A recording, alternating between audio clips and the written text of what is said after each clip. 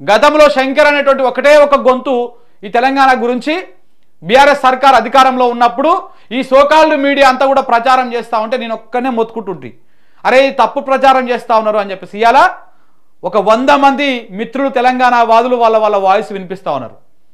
నాకు నిజంగా గర్వంగా అనిపిస్తూ ఉన్నది. నాకు పోటీ గారు వాళ్ళు ఎప్పటికీ నా సహచరులు. మేమందరం తెలంగాణ కోసం తెలంగాణ వాయిస్ వినిపిస్తున్నాం. చాలా కొంతమంది మాట్లాడుతూ ఉంటారు బీఆర్ఎస్ అని చెప్పేసి. బీఆర్ఎస్ కాదురా నాయన, తెలంగాణ అంటే బీఆర్ఎస్ ఒకటే కాదు, తెలంగాణ అంటే చాలా కథ ఉన్నది. బీఆర్ఎస్ చేయలేని పని కూడా మేము చేస్తుంటాం, ఆ విషయాన్ని గుర్తుపెట్టుకోండి మీరు. బీఆర్ఎస్ చేయలేని పని, బీఆర్ఎస్ మాట్లాడలేని అంశాలని ఒక తెలంగాణ జర్నలిస్ట్ మాత్రమే మాట్లాడగలుగుతాడు. ఎందుకంటే బీఆర్ఎస్కి కొన్ని రాజకీయ ప్రయోజనాలు ఉంటాయి, వాళ్ళు వాటిని టచ్ చేయరు. బట్ కానీ మేము 100% తెలంగాణ ప్రయోజనాల కోసం ఎక్కడైతే అన్యాయం జరుగుతూ ఉందో, ఎక్కడైతే తప్పుడు ప్రచారాలు చేస్తూ ఉన్నాయో అన్నిటి మీద మాట్లాడినాం.